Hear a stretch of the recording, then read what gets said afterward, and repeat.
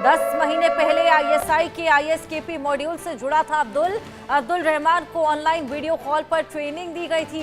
मिल्कीपुर में अपनी दुकान पर ही ट्रेनिंग लेता था अब्दुल। राम मंदिर में धमाके की साजिश वीडियो कॉल पर ही रची गई थी। आपको बताएं, फरीदाबाद में नाम बदल कर रह रहा था, दिल्ली के रास्ते विशाखापट्टनम पहुंचा था अब्दुल और विशाखापट्टनम में आतंकी संगठनों से जुड़ा भी हुआ था। अब्दुल की पेन ड्राइव में हमले का ब्लूप्रिंट भी मिला है। आपको बताएं, राम मंदिर और कई धार्मिक स्थलों की जानकारी जुटाई गई थी।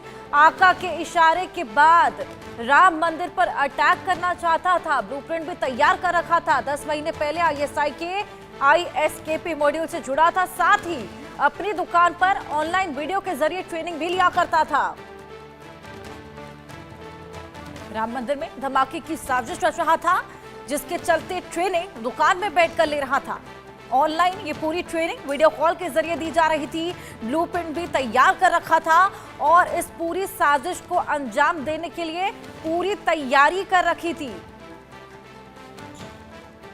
फरीदाबाद में आपको बताएं, नाम बदलकर अब्दुल रह रहा था, दिल्ली के रास्ते विशाखापट्टनम पहुंचा था अब्दुल और इस पूरी आतंकी साजिश को अंजाम देना चाहता था। और कौन है आतंकी अब्दुल रहमान, ये भी आपके लिए जानना बेहद जरूरी है। ये आपको बताएं, आईसिस खुरासान का अयोध्या प्लान था। और कौन है आतंकी अब्दुल रहमान, ये आपको बताते हैं। आईसिस खुरासान का आतंकी है और अयोध्या के मिल्कीपुर का रहने वाला है। नाम बदलकर फरीदाबाद में रह रहा था, मिल्कीपुर का रहने वाला। आईएसआई खुरासान का ये आतंकी राम मंदिर की रेकी कर रहा था लगातार और राम मंदिर का वीडियो भी बना लिया था, जिसके बाद टेरर ग्रुप को उसने पूरा ये वीडियो भेजा। टेरर ग्रुप को वीडियो भेजने के बाद आपको बताएं, अयोध्या कैंट के मौलाना उस्मान हजरत से संपर्क लगातार बना हुआ था। दिल्ली विशाखापट्टनम में रह चुका है, तो दिल्ली में फरीदाबाद में नाम बदल कर रह रहा था, जिसके बाद विशाखापट्टनम गया था। 10 महीने पहले आईएसकेपी मॉड्यूल से ये जुड़ा था। ये तमाम बड़े खुलासे आपको बता दें, आतंकी अब्दुल से जो पूछताछ हुई थी, तमाम बड़े खुलासे निकलकर सामने आए हैं।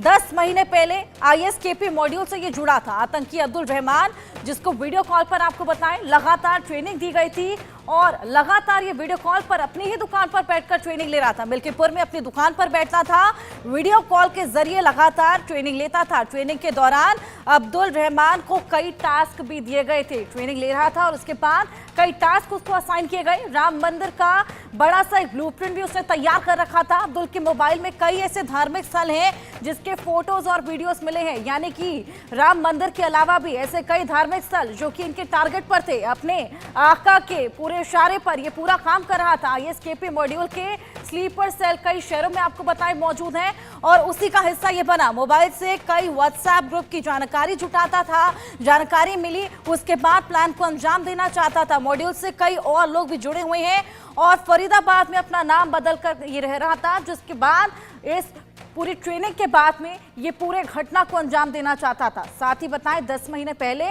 आईएसकेपी मॉड्यूल से ये जुड़ा, जिसके बाद ट्रेनिंग ली और 5 दिन पहले अपने घर से फरीदाबाद के लिए निकला। और अब्दुल रहमान फरीदाबाद में नाम बदल कर रह रहा था। ऐसे में अब्दुल रहमान 20 साल का है और 10वीं तक उसने पढ़ाई की, जिसके बाद फरीदाबाद में एक दुकान पर वो बैठता था और उसके बाद में ट्रेनिंग लेता था। और साथ ही किस तरीके से साजिश को नाकाम किया गया वो भी आपको बताते हैं। राम मंदिर को उड़ाने की साजिश को नाकाम किया गया। आतंकी अब्दुल रहमान है जिसको गिरफ्तार कर लिया गया, जिसके बारे में हमने आपको बताया किस तरीके से ये ट्रेनिंग लेता था। गुजरात एटीएस ने फरीदाबाद से इसे धर दबोचा है, ये बेहद बड़ी सफलता इनके हाथ लगी।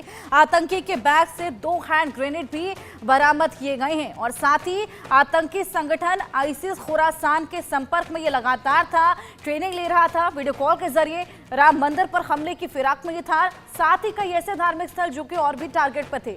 लगातार ये राम मंदिर की रेकी भी कर चुका था, राम मंदिर की रेकी कर रहा था। इसके पास से फोन में वीडियोस मिले हैं तमाम और जगहों के और एक ब्लूप्रिंट भी इसके फोन से बरामद किया गया है। राम मंदिर पर अटैक का प्लान कैसे नाकाम किया गया ये भी आपको बताते हैं।